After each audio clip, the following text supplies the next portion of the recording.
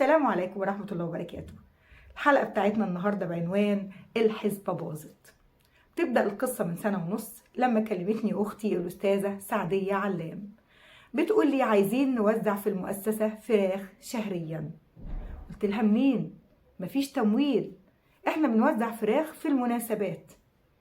قالت لي في فقراء ومرضى ما بيعرفوش يجيبوا الفرخة.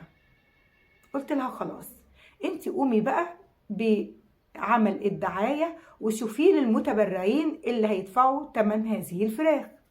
فعلا قامت بمجهود جبار، تواصلت مع اصحاب وقرايب ومتبرعين ووصلت لعدد معقول جدا. تعهدوا انهم هيدفعوا كل شهر مبلغ ثابت نشتري بيه فراخ ويتم توزيعها.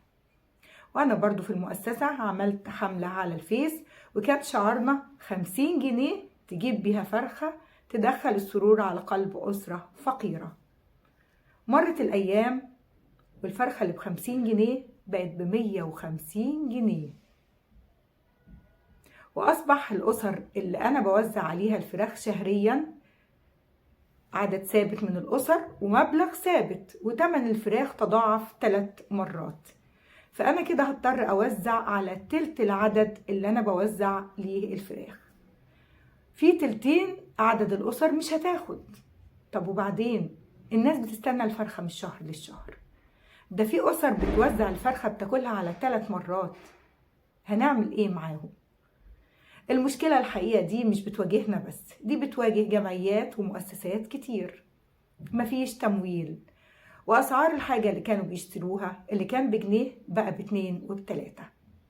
والحل يا جماعة إن احنا نزود تبرعاتنا.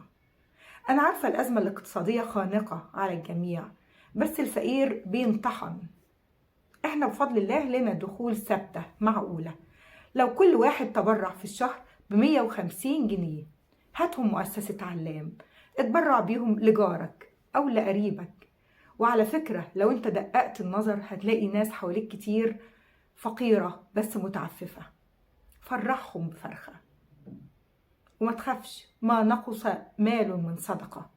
وبذكركم بحديث النبي صلى الله عليه وسلم: أيها الناس أفشوا السلام وأطعموا الطعام وصلوا والناس نيام تدخلوا الجنة بسلام. ربنا يجعلنا وإياكم من أهل الجنة، ربنا يوسع أرزاقنا، يا رب يصلح الأحوال كلها. ويا رب تكونوا عملتوا لايك سبسكرايب للقناة، وإلى أن نلتقي في موضوع آخر من مواضيع العمل الخيري. والسلام عليكم ورحمة الله وبركاته.